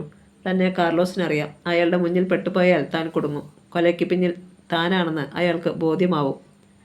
നീ എന്താടാ ജെയിംസ് ചിന്തിക്കുന്നത്? ഇക്ബാൽ മുതലാളിയുടെ ശബ്ദമാണ് വിൽഫ്രഡിനെ ചിന്തയിൽ നിന്നുണർത്തിയത്. അല്ല, ഞാൻ ആലോചിക്കുകയായിരുന്നു മുതലാളി. നമ്മൾ സമരം ചെയ്തുകൊണ്ടല്ലേ കേസന്വേഷണം ക്രൈംബ്രാഞ്ചിൻ്റെ കയ്യിൽ കിട്ടിയത്. ഇതാണ് ഒന്നിച്ചു നിന്നാൽ പലതും നേടിയെടുക്കാൻ കഴിയുമെന്ന് പറയുന്നത്. അതെ അതെ.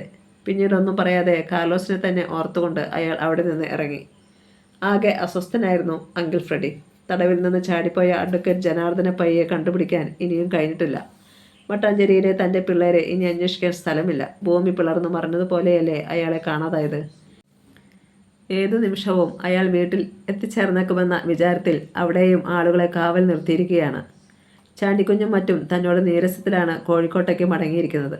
അവർക്ക് തന്നിൽ എന്തോ സംശയം ഉള്ളതുപോലെ. ജനാർദ്ദന പൈ തൻ്റെ കസ്റ്റഡിയിലായിരുന്നെന്ന് അവർ മൺതറിഞ്ഞോ ആവോ. തോമസ് ഒഴിച്ചു കൊടുത്ത മദ്യം സിപ്പ് ചെയ്തുകൊണ്ട് ആ കെട്ടിടത്തിൻ്റെ ടെറസിലൂടെ നടക്കുകയായിരുന്നു ഫ്രെഡി. അവിടെ നിന്നാൽ കൊച്ചി നഗരത്തിലെ ദീപാലങ്കാരങ്ങൾ വ്യക്തമായി കാണാം. ഷിപ്പ്യാർഡിൽ നങ്കൂരമിട്ടിരിക്കുന്ന ഒരു കപ്പലിൽ തെളിഞ്ഞു നിൽക്കുന്ന ലൈറ്റുകൾ കുഞ്ഞോളങ്ങളിൽ പ്രതിഫലിക്കുന്നു. തലയ്ക്ക് മീതെ കൂടി ഒരു വിമാനം താണ് ഇരമ്പി പാഞ്ഞു പോയി. നെടുമ്പാശ്ശേരി വിമാനത്താവളത്തിലേക്ക്. ഗ്ലാസ് ഒഴിഞ്ഞപ്പോൾ അത് വീണ്ടും തോമസിന് നേരെ നീട്ടി. അതിൽ മദ്യവും സോഡയും നുരഞ്ഞുയർന്നു. ഗ്ലാസ് ചുണ്ടോട് ചേർത്തതേയുള്ളൂ. സെൽഫോൺ ശബ്ദിച്ചു. ഗ്ലാസ് തോമസിനെ ഏൽപ്പിച്ച് ഫ്രെഡി ഫോൺ അറ്റൻഡ് ചെയ്തു. ഏ പച്ചയിറച്ചി കണ്ട കഴുകൻ്റെ കണ്ണുകളിലേതുപോലെ ഒരു ഭാവം അയാളുടെ കണ്ണുകളിലും മിന്നി മറഞ്ഞു. പെട്ടെന്ന് ഫോൺ ഓഫ് ചെയ്ത് അങ്കിൾ ഫ്രെഡി വെട്ടിത്തിരിഞ്ഞു. Come on Thomas, come with me പറഞ്ഞുകൊണ്ട് അയാളുടെ കയ്യിൽ നിന്ന് ഗ്ലാസ് വാങ്ങി ഒറ്റ വലിക്ക് ഊറ്റിക്കുടിച്ചു. പിന്നെ ലിഫ്റ്റിനടുത്തേക്ക് പാഞ്ഞു.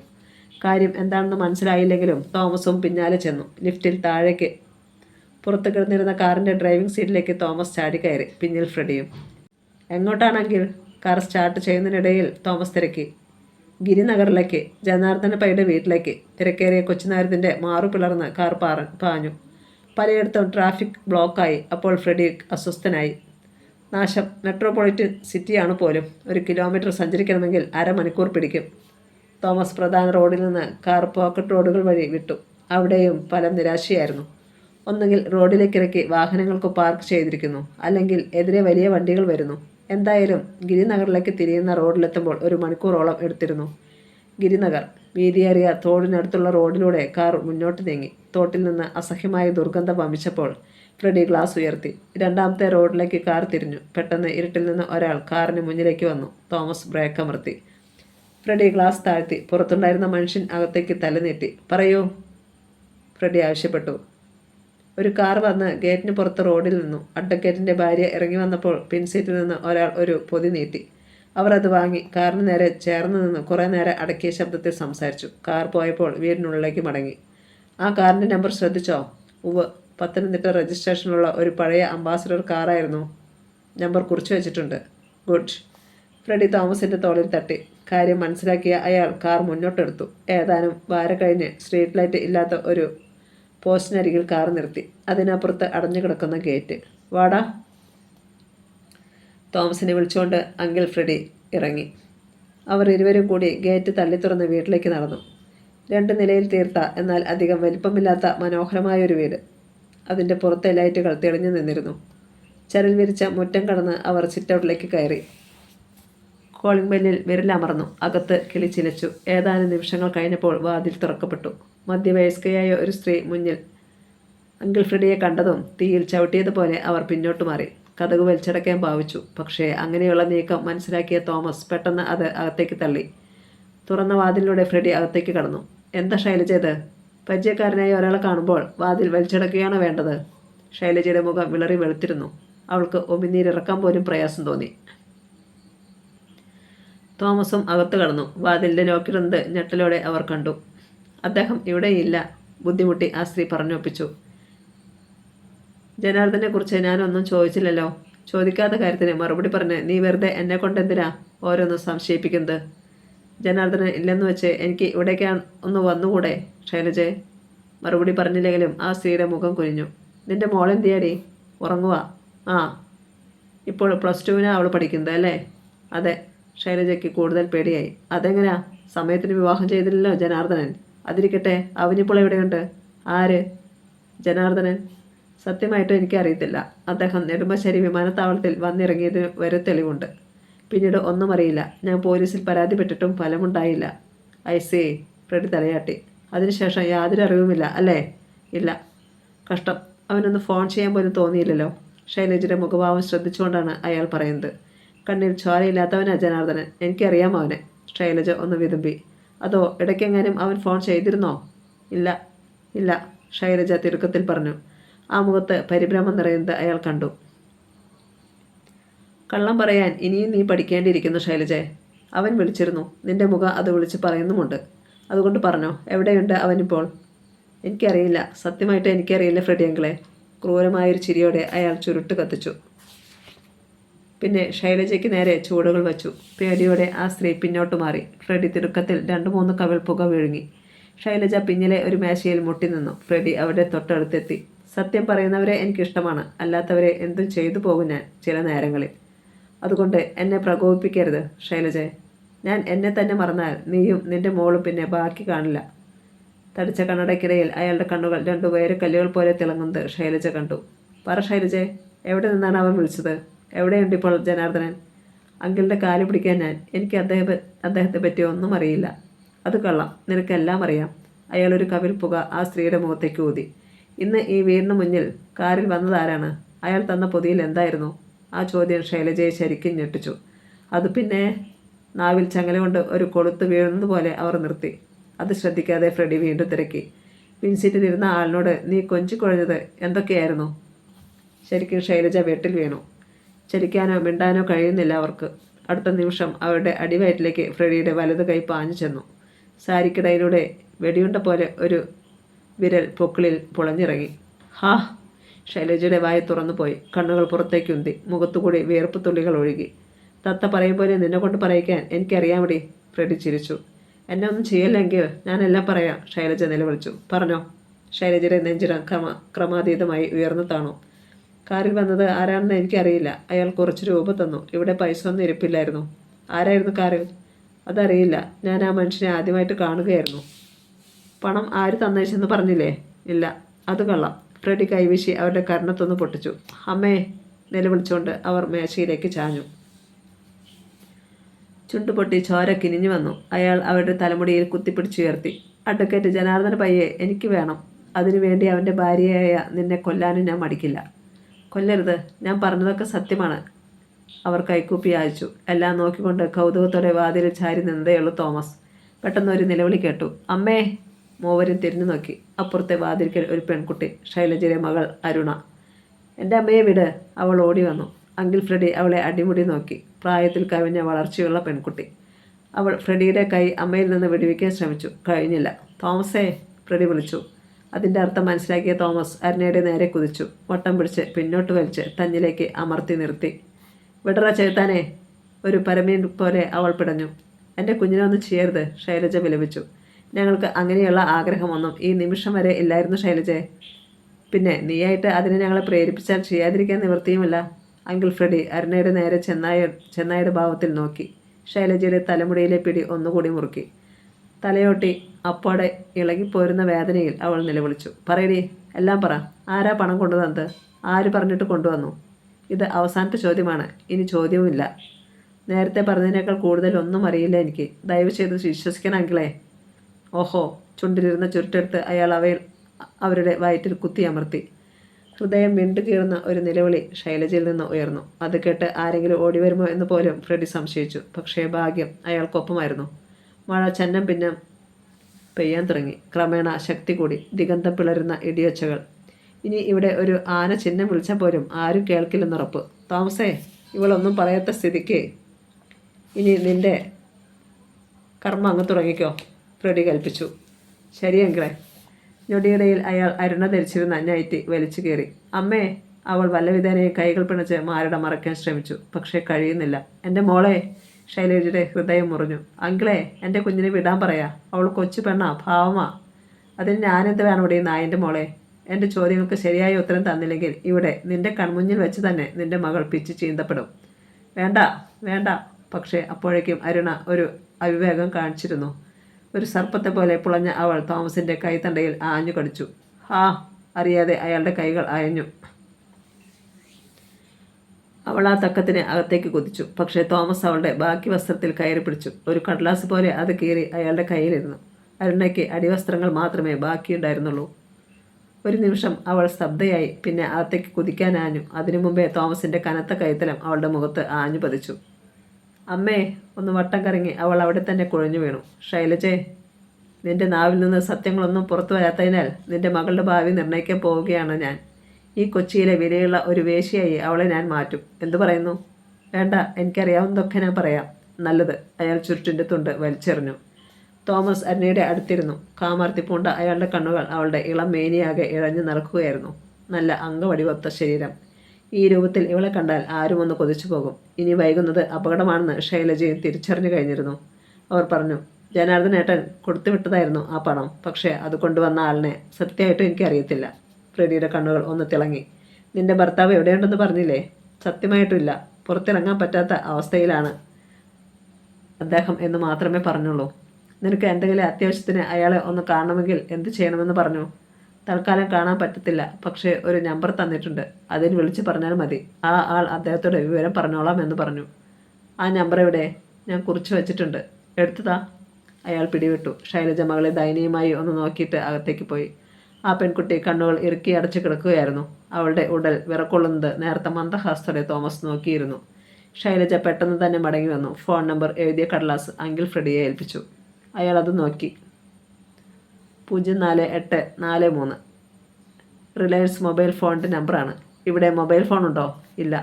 നീ പറഞ്ഞതിൽ എവിടെയെങ്കിലും കള്ളമുണ്ടെന്നറിഞ്ഞാൽ ഞങ്ങൾ തിരിച്ചു വരും. നിന്നെ തേടിയല്ല, നിന്റെ മകളെ തേടി. മനസ്സിലായോടി? ശൈലജ പേടിയോടെ തലയാട്ടി. അങ്കിൾ ഫ്രെഡിയും തോമസും പുറത്തേക്ക് നടന്നു. അരുണ ചാടി എണീറ്റ് ശൈലജയെ കെട്ടിപ്പിടിച്ചു. അമ്മേ, മോളെ.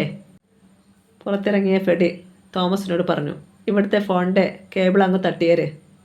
തോമസ് പുറം ഭിത്തിയോട് ചേർന്ന് ശ്രദ്ധിക്കാൻ തുടങ്ങി. അണ്ടർലൈൻ കേബിളിൻ്റെ അറ്റം ഭിത്തിയിലേക്ക് വന്നിരിക്കുന്നത് കണ്ടു. ഒറ്റ വലിക്ക് അയാൾ അത് പറിച്ചു കളഞ്ഞു. ഇരുവരും കാറിൽ കയറി. ഇനി ഈ ഫോൺ നമ്പറുള്ള നിർഭാഗ്യവാൻ ആരെന്നറിയണം. അല്പം ശ്രമകരമായ ജോലിയാണ്. ഫ്രെഡി പുതിയൊരു ചുരുട്ട് കത്തിച്ചു. തോമസ് കാർ മുമ്പോട്ടെടുത്തു. ഇടത്തേക്ക് തിരിഞ്ഞാൽ പ്രധാന റോഡിലെത്താം. കോഴിക്കോട് മഹാറാണി ഹോട്ടലിനടുത്തുള്ള ആ കെട്ടിടത്തിൽ ഒരിക്കൽ കൂടി ചാണ്ടിക്കുഞ്ഞിൻ്റെ നേതൃത്വത്തിലുള്ളവർ ഒത്തുകൂടി. ഇത്തവണ അവർക്കൊപ്പം കട്ട അഷ്റഫും ഉണ്ടായിരുന്നു. അഷ്റഫെ, ചാണ്ടിക്കുഞ്ഞ് സംസാരിച്ചു. ഏതായാലും അഡ്വക്കേറ്റ് ജനാർദ്ദന പൈ അങ്കിളിൻ്റെ കസ്റ്റഡിയിൽ നിന്ന് ചാടിപ്പോയി എന്നുള്ള കാര്യത്തിൽ സംശയമില്ല. ഇപ്പോൾ അയാളെ പിടികൂടുവാൻ നെട്ടോട്ടം ഓടുകയാണ് അങ്കിൾ. അതുകൊണ്ട് എൻ്റെ അഭിപ്രായത്തിൽ ഈ അവസരം നമ്മൾ ശരിക്കും പ്രയോജനപ്പെടുത്തണം. ഏത് മാളത്തിൽ പോയി ഒളിച്ചാലും ഫ്രെഡി അങ്കിൾ അയാളെ കണ്ടുപിടിക്കും എന്ന കാര്യത്തിൽ തർക്കമില്ല.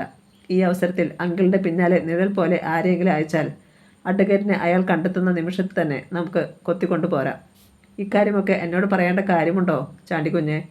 നിങ്ങളൊക്കെ മനസ്സിൽ ചിന്തിക്കുന്നതിന് മുമ്പ് ഞാൻ വേണ്ടത് ചെയ്തു കഴിഞ്ഞു. ഇപ്പോൾ നിങ്ങളെക്കാൾ കൂടുതൽ എൻ്റെ കൂടി പ്രശ്നമാണിത്. എൻ്റെ കരിയറിൽ വീണ ആദ്യത്തെ കറുത്ത പുള്ളിയാണ് ആ അഡ്വക്കേറ്റിനെ എൻ്റെ കസ്റ്റഡിയിൽ നിന്ന് ആരോ കടത്തിക്കൊണ്ടുപോയത്. അതുകൊണ്ട് അയാളെ തിരിച്ചെത്തിക്കുന്നതുവരെ എനിക്കും വിശ്രമമില്ല. 1 മണിക്കൂർ മുമ്പ് അങ്കിൾ ഫ്രെഡിയും തോമസും ജനാർദ്ദന പൈയുടെ വീട്ടിൽ എത്തിയിരുന്നു.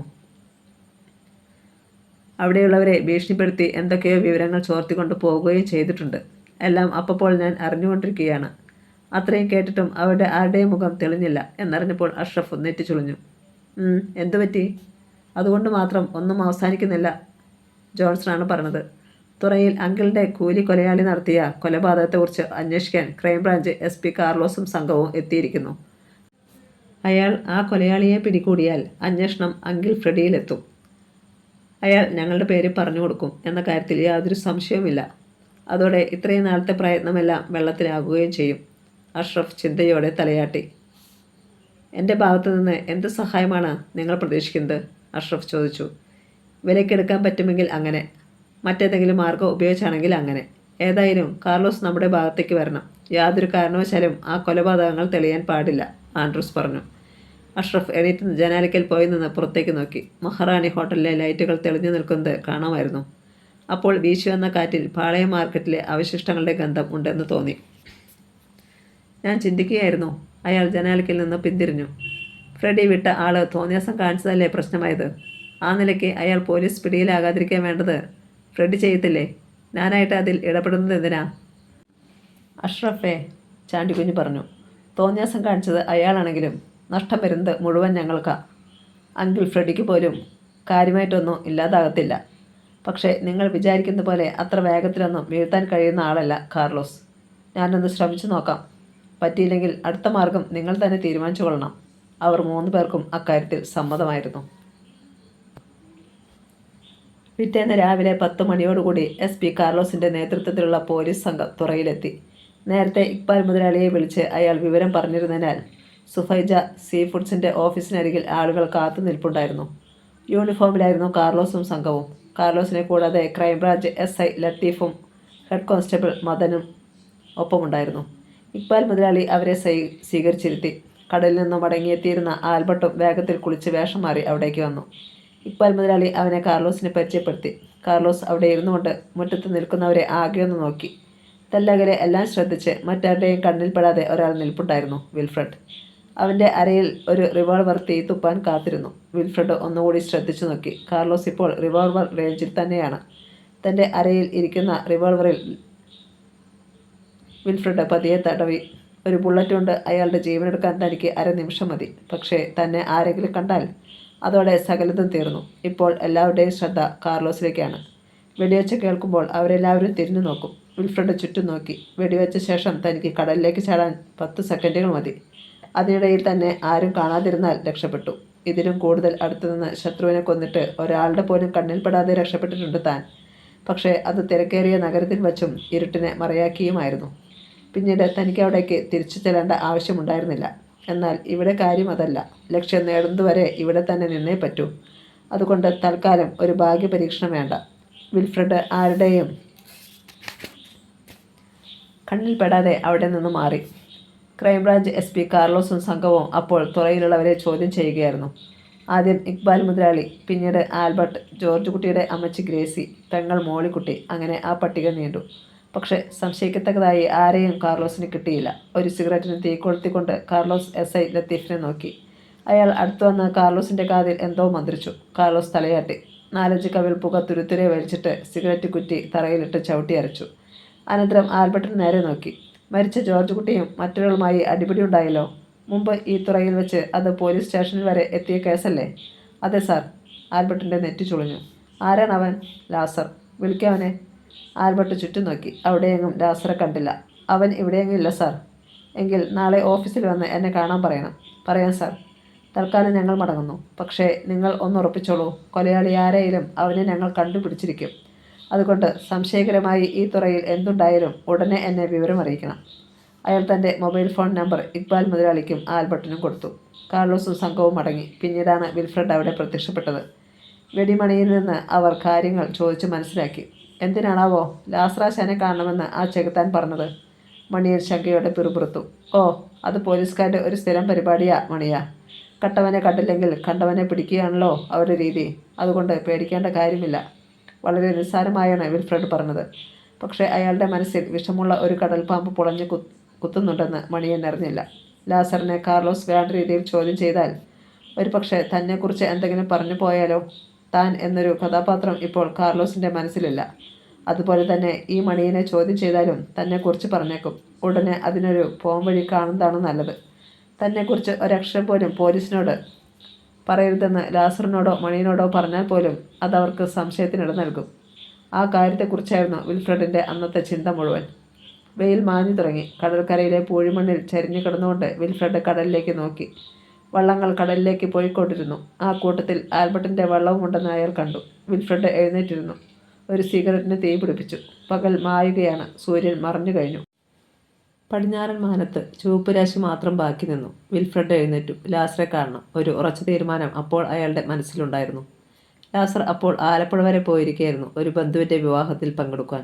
ഉച്ചയ്ക്ക് ശേഷം എറണാകുളത്തിന് മടങ്ങിയ ലാസർ ഒരു ബാറിൽ കയറി നന്നായി മദ്യപിച്ചു. അപ്പോൾ തോന്നി ഒരു സിനിമ കാണണമെന്ന്. ദിലീപിൻ്റെ പുതിയ ചിത്രം ഫസ്റ്റ് ഷോയ്ക്കാണ് കയറിയത്. ചിത്രം കഴിഞ്ഞിറങ്ങിയപ്പോൾ തോന്നി ഒന്നുകൂടി മദ്യപിക്കണമെന്ന്. വീണ്ടും ബാറിൽ കയറി. അവിടെ അരമണിക്കൂറോളം ചിലവഴിച്ചിട്ട് ഇറങ്ങി. ഒരു ഓട്ടോയിലാണ് തുറയിലേക്ക് വന്നത്. റോഡിൽ ഓട്ടോ നിന്നു. ലാസർ വേച്ചിറങ്ങി. ഇരുളിൽ 2 തീക്കണ്ണുകൾ എല്ലാം ശ്രദ്ധിക്കുന്നുണ്ടായിരുന്നു. ഓട്ടോയ്ക്ക് പണം നൽകിയിട്ട് ലാസർ തുറയിലേക്ക് നടന്നു. എന്നാൽ പിന്നാലെ എത്തിയ അപകടം അവനെ പിടികിട്ടിയില്ല. ഞൊടിയിടയിൽ പിന്നിൽ നിന്നും നീണ്ടുവന്ന ബലിഷ്ഠമായ ഒരു കരം ഇരുമ്പ് പൂട്ടുപോലെ അവൻ്റെ കഴുത്തിൽ ഒരു വലയം തീർത്തു. ലാസർ അലറിപ്പിടയാൻ ഭാവിച്ചു. കഴിഞ്ഞില്ല. വായ്ക്ക് മുകളിലും ഒരു കരം അമർന്നു. മദ്യലഹരിയിലായിരുന്നതിനാൽ ലാസർ തളർന്നു പോയി. കഴുത്തിലും മുഖത്തും മുറുകിയ കൈകൾ അവനെ കടൽ ഭിത്തിക്കരികിലേക്ക് വലിച്ചു കൊണ്ടുപോയി. കൽക്കെട്ടിലേക്ക് അവനെ വലിച്ചു കയറ്റി. അലറിയിൽ അടിച്ചു വന്ന് കടൽ ഭിത്തിയിൽ തല്ലിച്ചിതറിയ തിരമാല ഭയന്നിട്ടെന്ന വണ്ണം പെട്ടെന്ന് മടങ്ങി. ജലത്തുള്ളികൾ ലാസറിൻ്റെ ശരീരത്തിലേക്ക് വീണു. ബലിഷ്ഠമായ കരങ്ങൾ അവനെ ഒരു പാറയിലേക്ക് അമർത്തി. കഴുത്തിലെ കൈ പിൻവലിഞ്ഞു. രക്ഷപ്പെടാൻ ലാസർ ഒരു അവസാന ശ്രമം നടത്തി. പക്ഷേ അപ്പോഴേക്കും പിന്നിലെ വാരിയെല്ലുകൾക്കിടയിലൂടെ ഐസിൻ്റെ തണുപ്പുള്ള ഒരു ലോഹം മിന്നായി പോലെ പുളഞ്ഞിറങ്ങി. ലാസറുടെ അലർച്ച തൊണ്ടയിൽ തന്നെ കുരുങ്ങി വീണു. 1-2 വട്ടം കൂടി ആ ലോഹം പിൻവലിക്കുകയും അകത്തേക്ക് തള്ളിക്കയറുകയും ചെയ്തു. ലാസർ കൈക്കാലുകൾ അടിച്ചു പിടഞ്ഞു. പിന്നെ പിടച്ചിൽ കുറഞ്ഞു വന്നു. ബലിഷ്ഠമായ കരങ്ങൾ അവനെ ഉയർത്തി കടൽ ഭിത്തിയിൽ നിന്ന് താഴേക്ക് തള്ളി. അപ്പോൾ അടിച്ചു വന്ന ഒരു തിര അവനെ വിഴുങ്ങി. അടുത്ത ദിവസം ക്രൈംബ്രാഞ്ച് SP കാർലോസ് വീണ്ടും തുറയിലെത്തി. ഇത്തവണത്തെ വരവ് ലാസറെ തേടിയായിരുന്നു. പക്ഷേ അവൻ മടങ്ങി വന്നില്ലെന്നറിഞ്ഞപ്പോൾ കാർലോസ് നെറ്റി ചുളിച്ചുകൊണ്ട് ഇക്ബാൽ മുതലാളിയെ നോക്കി. അങ്ങനെയെങ്കിൽ ഞങ്ങളിവിടെ വന്ന് അന്വേഷിച്ച വിവരം അവൻ എങ്ങനെയോ അറിഞ്ഞിട്ടുണ്ട്. അതുകൊണ്ട് മാറിയതാവാം. ഇക്ബാൽ മുതലാളിക്ക് പെട്ടെന്ന് ഒരു ഉത്തരം നൽകുവാൻ കഴിഞ്ഞില്ല. കാരണം കാർലോസ് പറയുന്നതെങ്കിൽ അല്പമെങ്കിലും ശരിയുണ്ടാകാമെന്ന് അയാളും സംശയിച്ചു.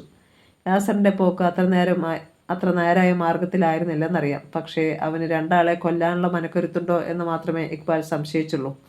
നിങ്ങൾ എന്താണെന്ന് പറയാത്തത്? ഇക്ബാൽ മുതലാളിയുടെ മുഖത്തേക്ക് തന്നെ കണ്ണുകൾ ഉറപ്പിച്ചുകൊണ്ട് കാർലോസ് ഒരു സിഗരറ്റ് കത്തിച്ചു.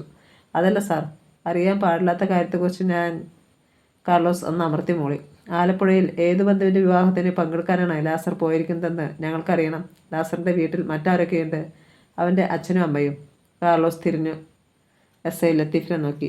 നോട്ടത്തിൻ്റെ അർത്ഥം തിരിച്ചറിഞ്ഞ ലത്തീഫ് സീ ഫുഡ്സിൻ്റെ ഓഫീസ് മുറ്റത്ത് നിൽക്കുകയായിരുന്ന ഒരു പയ്യനെ വിളിച്ച് ലാസറിൻ്റെ വീട് കാണിക്കാനായി ഒപ്പം കൊണ്ടുപോയി. അകത്തേക്ക് ഇരിക്കുക സാർ. ഇക്ബാൽ മുതലാളി കാർലോസിനെ ക്ഷണിച്ചു. വേണ്ട, ഞാൻ ഇവിടെയൊക്കെ ഒന്ന് കാണട്ടെ. കാർലോസ് കടൽക്കരയിലേക്ക് നടന്നു. രാത്രി മീൻ പിടിക്കാൻ പോയ വള്ളങ്ങളിൽ ചിലത് അപ്പോഴും മടങ്ങി വരുന്നുണ്ടായിരുന്നു. ആളുകൾ വള്ളത്തിലെ മീൻ ലേലം ചെയ്യുന്നതും മറ്റും കാർലോസ് നോക്കി നിന്നു. കുറച്ചകലെ കലിയോടെ നിൽക്കുകയായിരുന്നു വിൽഫ്രഡ്. തന്നെ കൊണ്ട് ഈ SP ഇനിയും കടുകൈ എന്തെങ്കിലും ചെയ്യിക്കുമെന്ന് അവൻ്റെ മനസ്സ് പറഞ്ഞു. കടലിലൂടെ കൊള്ളിമീൻ പോലെ ഒരു വള്ളം പാഞ്ഞു വരുന്നത് കാർലോസ് കണ്ടു. അത്ഭുതത്തോടെ അയാൾ അതിലേക്ക് തന്നെ ശ്രദ്ധിച്ച് നിൽക്കുമ്പോഴേക്കും വള്ളം അടുത്തെത്തി. ആൽബർട്ട് വന്നു, ആരോ പറയുന്നത് കാർലോസ് കേട്ടു. അപ്പോഴേക്കും അവൻ വള്ളം തള്ളി കരയ്ക്ക് കയറ്റി. ആളുകൾ അവിടേക്ക് നീങ്ങി. കാർലോസും ഇക്ബാൽ മുതലാളി തിരക്കിട്ട് വന്നു. ഇത്തവണ ആൽബർട്ടിൻ്റെ വള്ളത്തിൽ തിരണ്ടികളായിരുന്നു. 10-25 കിലോയോളം തൂക്കം വരുന്ന 4-5 തിരണ്ടികൾ.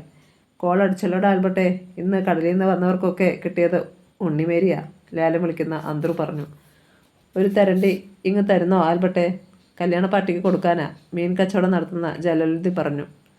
ഒന്നും എന്നോട് ചോദിക്കേണ്ട, ഇക്ബാൽ മുതലാളി തീരുമാനിക്കും. അവൻ ചിരിച്ചു. അത്യാവശ്യമാണേല് ഒന്ന് നീ എടുത്തോടെ ജലാലേ, മുതലാളി സമ്മതിച്ചു. ആ ജെയിംസ് എവിടെ പോയി? ആൽബർട്ട് ചുറ്റും നോക്കി. ഇപ്പോഴിവിടെ ഉണ്ടായിരുന്നല്ലോ, ചട്ടുകാലൻ കൊച്ചുട്ടി പറഞ്ഞു. ഞാനൊരു ബീഡി വാങ്ങിച്ചേയുള്ളൂ. പക്ഷേ ജെയിംസ് എന്ന വിൽഫ്രഡ് അവിടെയെങ്ങും ഇല്ലായിരുന്നു. ഒരാവശ്യം വരുമ്പോൾ അവനെ കാണത്തില്ല എന്ന് പിറുപിറുത്തുകൊണ്ട് 2 തിരണ്ടികളുടെ വാലിൽ തൂക്കിപ്പിടിച്ച് സുഫൈജ സീ ഫുഡ്സിന് നേരെ നടന്നു. ഒരെണ്ണം മറ്റൊരാളും എടുത്തു മുന്നോട്ട് നടക്കുന്നതിനിടയിലാണ് ആൽബർട്ട് കാർലോസിനെ കാണുന്നത്. അല്ല സാറോ, എപ്പോൾ വന്നു? കുറച്ചു നേരമായി. ഞാനിത് അങ്ങോട്ടൊന്ന് എത്തിക്കട്ടെ. ശരി. ആൽബർട്ട് നടന്നു പോയി. SI ലത്തീഫ് മടങ്ങിയെത്തി. അയാളുടെ കയ്യിൽ ലാസർ പോയെന്ന് പറയപ്പെടുന്ന ആലപ്പുഴയിലെ വീടിൻ്റെ അഡ്രസ്സ് ഉണ്ടായിരുന്നു. കാർലോസ് അത് വാങ്ങി നോക്കി. ആ വീട്ടിൽ ഫോണില്ലേ? സാർ, ഇല്ലെന്ന് പറഞ്ഞു. ശരി. മടങ്ങാനായി ജീപ്പിനടുത്ത് ചെന്ന കാർലോസ് ഒരു നിമിഷം നിന്നു. ആ വഴി വന്ന ചട്ടുകാലൻ കൊച്ചുകുട്ടിയെ അടുത്ത് വിളിച്ചു. ഇങ്ങോട്ട് വന്നടാ. കൊച്ചുകുട്ടി ഒന്ന് പരുങ്ങി. നീയല്ലടാ ജോർജ് കുട്ടിയെയും ശാന്തയെയും കൊന്നത്?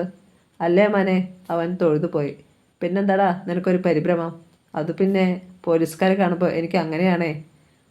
അതിരിക്കട്ടെ, ലാസറിന് അടുത്ത കൂട്ടുകാരായിട്ട് ഇവിടെ ആരാ ഉള്ളത്? അത് പിന്നെ ഒന്ന് നിർത്തിയിട്ടാണ് അവൻ പറഞ്ഞത്. കൂട്ടുകാരായിട്ട് അങ്ങനെ ആരുമില്ല അവനെ.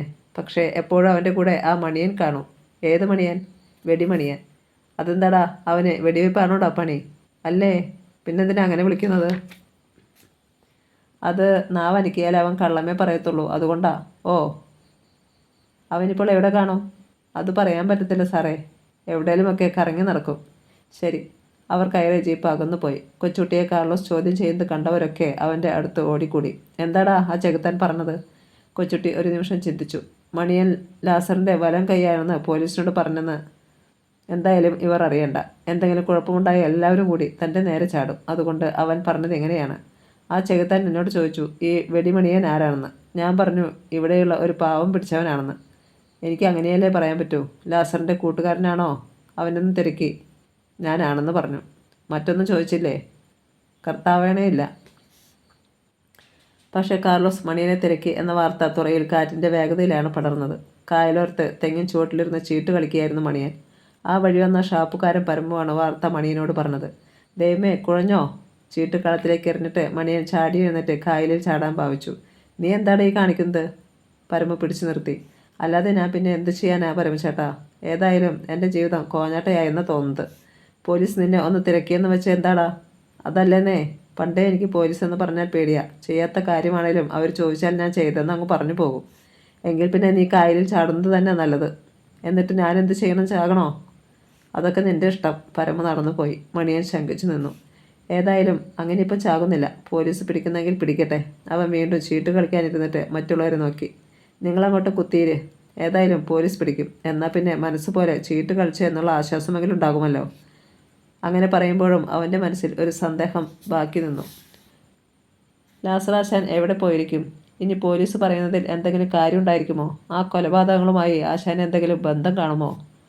തൻ്റെ ഓഫീസിലെത്തിയ SP കാർലോസ് ആലപ്പുഴയിലെ ക്രൈംബ്രാഞ്ച് ഓഫീസുമായി ബന്ധപ്പെട്ട് തുറയിൽ നിന്നും വാങ്ങിയ അഡ്രസ്സ് പറഞ്ഞു കൊടുത്തു. എത്രയും വേഗത്തിൽ ലാസർ അവിടെയുണ്ട് എന്ന് അറിയണമെന്നും ഉണ്ടെങ്കിൽ കസ്റ്റഡിയിലെടുക്കണമെന്നും അഭ്യർത്ഥിച്ചു. ഉച്ച കഴിഞ്ഞപ്പോഴേക്കും ആലപ്പുഴ നിന്നും മറുപടി കിട്ടി. ഇന്നലെ വിവാഹം കഴിഞ്ഞയുടനെ ലാസർ കൊച്ചിക്ക് മടങ്ങി എന്നാണ് അറിവ്. ഓക്കെ. ഫോൺ വെച്ചിട്ട് കാർലോസ് SI ലത്തീഫിനെയും ഹെഡ് കോൺസ്റ്റബിൾ മദനിനെയും വിളിച്ചു. നിങ്ങൾ തുറയിലേക്ക് പോകണം. ലാസർ എത്തിയിട്ടുണ്ടെങ്കിൽ അവനെ കസ്റ്റഡിയിലെടുക്കണം. അല്ലെങ്കിൽ അവൻ്റെ കൂട്ടുകാരൻ മണിയനെ തപ്പണം. സർ. അവരിരുവരും തുറയിലേക്ക് പോയി. അവിടെ എത്തിയപ്പോൾ ലാസർ മടങ്ങി വന്നിട്ടില്ല എന്നറിഞ്ഞു. പിന്നീട് തിരച്ചിൽ മണിയന് വേണ്ടിയായി. കായലോരത്ത് അവൻ ചീട്ട് കളിക്കുന്നുണ്ടെന്നറിഞ്ഞ് അവർ അവിടെയും എത്തി. പക്ഷേ അതിനു മുൻപേ മണിയൻ അവിടെ നിന്ന് രക്ഷപ്പെട്ടിരുന്നു. ഏറെ നേരത്തെ അന്വേഷണത്തിന് ശേഷം അവർ സന്ധ്യയോടെ നിരാശയായി മടങ്ങിപ്പോയി. അതോടെ വെടിമണിയന് കൊലപാതകങ്ങളിൽ പങ്കുണ്ട് എന്നൊരു വാർത്ത തുറ മുഴുവൻ വ്യാപിച്ചു. അവിടെ എല്ലാം അറിഞ്ഞു കഴിയുകയായിരുന്ന വിൽഫ്രഡിൻ്റെ മനസ്സിൽ അപകടത്തിൻ്റെ സൈറൻ മുഴങ്ങി. മണിയനെ പോലീസ് ഏതു നിമിഷവും പൊക്കും. ലാസറും താനുമായി അടുപ്പമുണ്ടായിരുന്നെന്ന് കാർലോസ് അറിയും. അതോടെ അയാൾ തൻ്റെ പിന്നാലെയാകും. അത് പാടില്ല. അതിനു മുൻപ് മണിയനെ കാണണം. ആ ചിന്തയോടെയാണ് ഇരുൾ വീണു തുടങ്ങിയപ്പോൾ കൽക്കെട്ടിന് പുറത്തുകൂടി വിൽഫ്രഡ് പതിയെ നടന്നത്. പെട്ടെന്ന് അയാൾക്ക് മുന്നിൽ ഒരു മനുഷ്യൻ പ്രത്യക്ഷപ്പെട്ടു. കഥ തുടരും.